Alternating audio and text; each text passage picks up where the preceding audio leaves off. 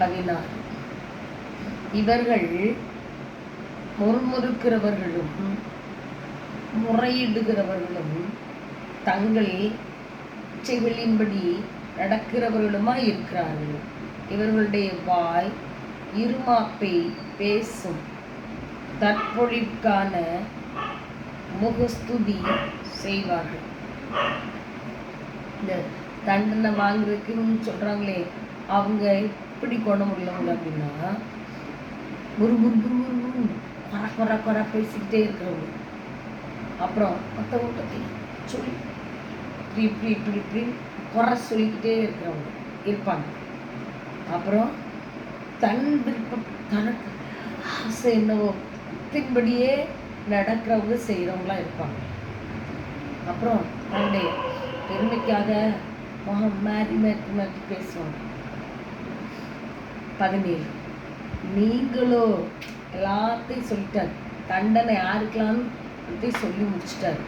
ஆனால் இவங்கெல்லாம் தண்டனை. ஆனால் நீங்களோ பிரியமானவர்களே, நம்முடைய கர்த்தராகிய இயேசு கிறிஸ்துவின் அப்போஸ்தலரால் முன் சொல்லப்பட்ட வார்த்தைகளை நினைவு கூறுங்கள். அப்போ மற்றவங்களெல்லாம் தண்டனைக்குள்ளவங்க, நீங்கள் தண்டனைக்கு கிடையாதவங்க. அவங்க என்ன செய்யணும்? நீங்கள்லாம் இயேசு கிறிஸ்துவின் அப்போஸ்தலர்கள் சொன்ன எல்லாத்தையும் நினைவு கூறுங்க. 18. கடைசி நாட்களிலே தங்கள் துன்மார்க்கமான இச்சைகளின்படி நடக்கிற பரியாசக்காரர் தோன்றுவார்கள் என்று உங்களுக்கு சொன்னாங்க. அப்போஸ்தலர் முன்னாடி சொன்னாங்க. யாரு? பரியாசக்காரர். தங்க இஷ்டப்படியே அலைஞ்சு திரிகிற பரியாசக்காரர் தோன்றுவார்கள் என்று இப்போ இல்லை, முன்னாடியே அப்போஸ்தலர் சொன்னாங்க. அதை யோசித்துப்பாங்க. 19. இவர்கள் பிரிந்து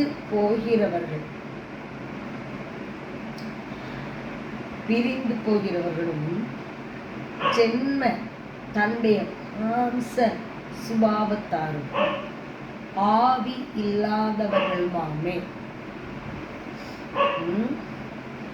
இந்த முன்னாடி தண்டனைக்கு சொல்லப்பட்டவங்க யாரெல்லாம்?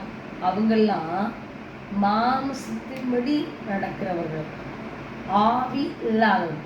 ஆவியின்படி நடந்தால் ஆக்கினைக்கு இல்லைன்னு முன்னாடி ஒரு வார்த்தை சொல்லு. இவங்கெல்லாம் மாம்சத்தின்படி மட்டும்தான் செய்வாங்க. தன்னுடைய ஆசை செய்கிற ஆளுக்கு மாம்சம் என்ன கேட்கோ அதையும்படி செய்கிறவங்க. ஆவி இல்லாதவங்க இவங்கெல்லாம் தண்டனைக்கு உரியவங்க. அதே மாதிரி இவங்க சேர்ந்து இருக்கிறவங்கள, பிரிந்து இருக்கிறவங்க. அதான் இவர்கள் பிரிந்து போகிறவர்களும் சென்ம சுபாவத்தாரும் ஆவி ஜென்ம சுபாவத்தாரும் ஆவி இல்லை இன்னும் பரிசுத்த ஆவி உள்ள இல்லாதவர்கள். 19.